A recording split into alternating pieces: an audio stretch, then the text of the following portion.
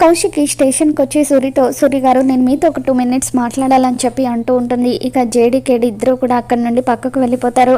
ఇంతకీ అక్క సూరి మామతో ఏం మాట్లాడాలనుకుంటుంది జేడి అని చెప్పి కేడి అడుగుతూ ఉంటాడు. ఇక అప్పుడు ధాత్రి ఏమో కేడి నాకు కూడా తెలియడం లేదు అని చెప్పి అంటూ ఉంటుంది.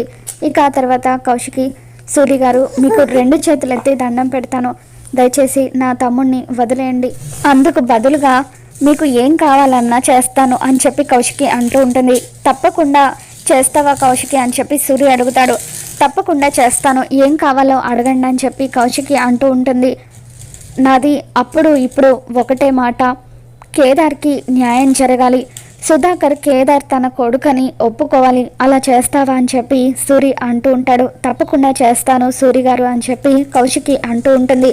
మాట తప్పవు కదా అని చెప్పి సూరి అంటూ ఉంటే అప్పుడు కౌశికి సూరి చేతిలో చెయ్యి వేసి ఒట్టు వేస్తూ ఈ కౌశికి ఒక్కసారి మాట ఇచ్చిందంటే ప్రాణం పోయే వరకు మాట తప్పదు అని చెప్పి అంటూ ఉంటుంది. ఇక ఆ మాటలకి కేదార్ హ్యాపీగా ఫీల్ అవుతూ ఉంటాడు. వీడియో నచ్చినట్లయితే తప్పకుండా లైక్ చేయండి.